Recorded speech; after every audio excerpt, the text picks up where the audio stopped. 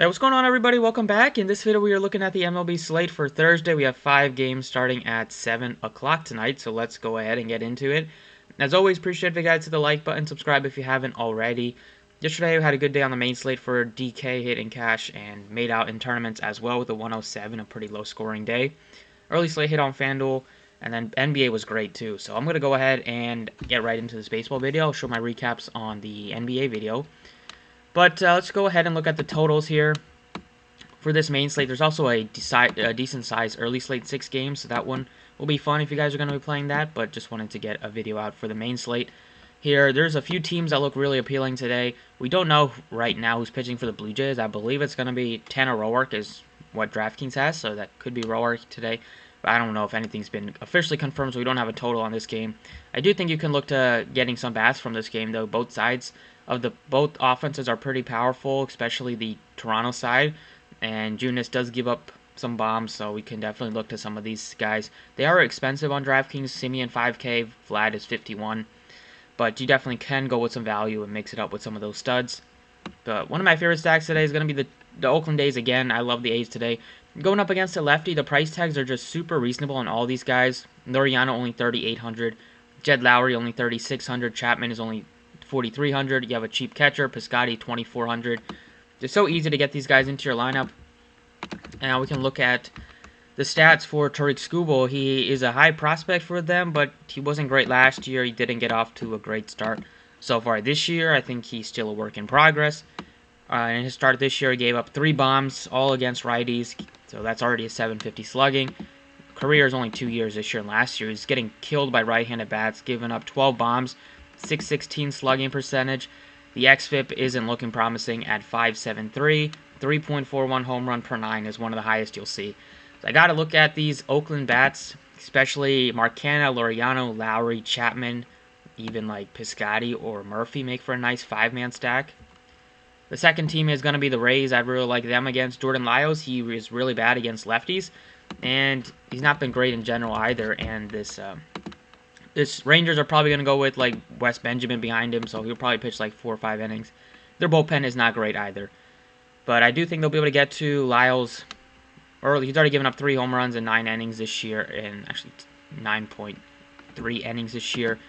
Last year, he wasn't great either. Gave up a 541 slugging to righties, 442 to lefties. Career numbers, gives up quite a bit of power, gives up a high average. The xFIP is really high against lefties, a 5.03. Doesn't strike very many of those guys out. And you get a guy like Austin Meadows batting leadoff. You got Brandon Lau, who got a home run yesterday, maybe starting to kind of find his stroke again. We have Togutsko at 35. You have Wendell at 47. He's not the best, but really like Meadows. I like Lau, and I like Togutsko as a small stack there. And then you definitely can go with some of these Washington Nationals against Merrill Kelly. They have a 5-2 total at home against Merrill Kelly. Looking at this lineup, you got some studs, and you also got some cheapies, so it's not too hard to get them in there. You can go Soto, Turner, the top end plays. You have Josh Bell, a really cheap first base option at only 36. He gives you power, hitting right in the heart of the lineup. You can go cheap with like a Harrison has been on a hot tear. He's been hitting for an average, getting on base. You have Robles, gives you speed at the bottom of the order. And then the Dodgers are probably going to get some ownership today. But I think Gomber is a decent pitcher, so I'd like them behind. They're behind like those 3 teams that I mentioned, just because I do think Gomber is the best pitcher out of Skubal, out of Jordan Lyles, Merrill Kelly, and Gomber. And the Dodgers still without Bellinger. Not that it would have made too much of a difference, lefty-lefty. If I was going to play anybody on the Dodgers, it would be Betts and Turner. They're both really good against lefties, especially Turner. You could even go A.J. Pollock as a cheap outfielder. We know he also hits lefties well. He's only 3,400. So Dodgers probably do some small one-offs. I think they'll be popular today as a stack, but I do like the Oakland side. 4.8 total. They'll probably be lower owned than some of these other teams with a 5+ total. So going back to DraftKings, looking at the pitching, there's not a great amount of pitchers today. Out of the guys to choose from, at the top you have Julio Urias, 10-1 against the Rockies. He threw 95 pitches, which is good to see in his second start, because sometimes the Dodgers, they just limit their starting pitchers. But that was good to see. Only has 9 strikeouts, though, in like 12.2 innings. Not the best. If you're paying over 10K, you want to get a guy that's been really good with the strikeouts. I think I'll go down a bit to like a Rich Hill. Anytime you're going to target against these Rangers, you probably want to do it with a lefty pitcher. Or a high strikeout righty pitcher. But Rich Hill, going up against all these lefties on the Rangers side, it's a really good spot for him. They have a 3-6 total. You got Dahl, Gallo, Nate Loud, their three best hitters. Three of their best hitters in the top 5, all lefties. Bottom half is weak with Culberson, Garcia. Solak has some pop, so give him that. But Eli White, they all strike out a lot. And I definitely think Rich Hill gives you some upside in that strikeout department. And he might only go like 85 pitches, but I think on this type of slate, it will be enough because there's really no top-end pitcher to pay up for. And then the second pitcher that I'm going with is Patrick Corbin. I do like targeting against this Diamondbacks offense. Corbin got off to a rough start his first time out against the Dodgers. I think it's a great spot for him to bounce back. This Diamondbacks team has a below 4 total. They're still without their best hitter, Ketel Marte. Corbin at home favored by almost 1.5 runs. I think Corbin is going to be a lot of people's SP2, and I definitely agree with it. And then looking at the stacks, looking at the bats, it's basically from the stacks that I mentioned. At first base, you could go up to Muncy if you wanted to, lefty. He actually hits lefties well too, so it's not too big of a deal. But I'm gonna go cheaper here for like a potentially Ryan Zimmerman, $4,100. But I like Josh Bell more. He's only $3,600. Only been a couple of at bats because he was on the COVID list earlier this season, but he's back now, and I definitely think it's a great spot for him. Hopefully he has a resurgent season after he was really good at times in Pittsburgh, kind of struggled a little bit last year. But I do think he's going to have a good season. It's a lot better ballpark to hit in Washington than PNC. I really like Bell at only $3,600 compared to guys in the similar price tag. You could look to like a Renato Nunez. He also hits lefties well. Manea has been bad recently over the couple years, and so far this year he hasn't been great. So the Tigers' offense been on fire recently. You can look to Nunez. There'll probably be a sneaky stack. I don't think people will stack them up today. But I like Josh Bell, I like Nunez. I like Muncy if you wanted to go all the way up. And then cheap is Yandy Diaz just because he's only $3,300. He gets on base, doesn't have a ton of pop, but gets you multiple hits, scores some runs, you'll probably hit value. At second base, you have Merrifield, 57. I mean, always in play because he gives you so much upside, but I don't really want to go to him. I would go to him over McMahon, over Simeon, though. If you wanted to pay up for anybody above 5K, it would definitely be Whit Merrifield. I think you can save some money and go to a Brandon Lau at $4,500. You could even save some more money and go to a Jed Lowry, who's been absolutely on fire recently. Been great. Multiple hits in 4 straight games, hitting for power, getting on base, not striking out much, getting walks. Been really good for them, and it's against a lefty that doesn't strike very many out, especially against righties. And Lowry, I believe, is very good against lefties. Take a look at his career. He's getting up there in age, but he missed all last season, so hopefully he's still somewhat fresh. Yeah, he's batting .583 so far in 12 at-bats. He didn't play in 2019. I don't think he barely played. Played a little bit in 2018. Look at his career numbers. Yeah, he's batting 24 points higher against lefties. The ISO is a little bit higher against righties, but strikeouts are a little bit less. He's pretty good against both sides of the plate, so it's not too big of a deal. But I do like him, and he is a switch hitter too, so it's not too big of a deal. But he does have some pop on the right side of the plate. And then going to third base, I like Biggio at 42. He gives you power, nicely priced at $4,200. Chapman looks amazing. Turner looks great if you wanted to go all the way up. And then you can maybe spend down for a Josh Harrison, who's been getting on base, batting .555, gets on base. That's all you kind of want. He has some speed. Shortstop, it is Turner is my favorite at the top end, 58. Then it would be to go down a bit to a Bo Bichette, just because the kid is an absolute stud. 2 more home runs yesterday for him. You can go even cheaper for a Nico Goodrum, save some more money at only $3,300. He has some upside. He's been struggling so far, but at only 33 against a lefty, I definitely like that for Nico Goodrum.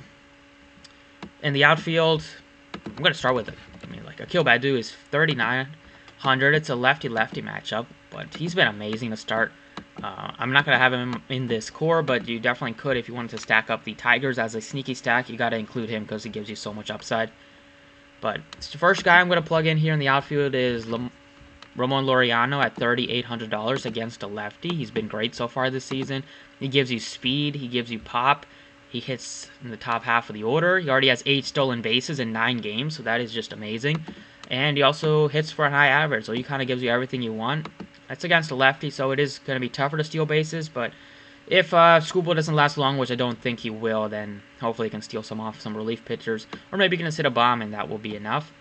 But love Laureano at that price tag. And then Austin Meadows at 47, going up against Lyles, who's really bad against lefties. Meadows batting leadoff, potentially could get 5 at-bats tonight.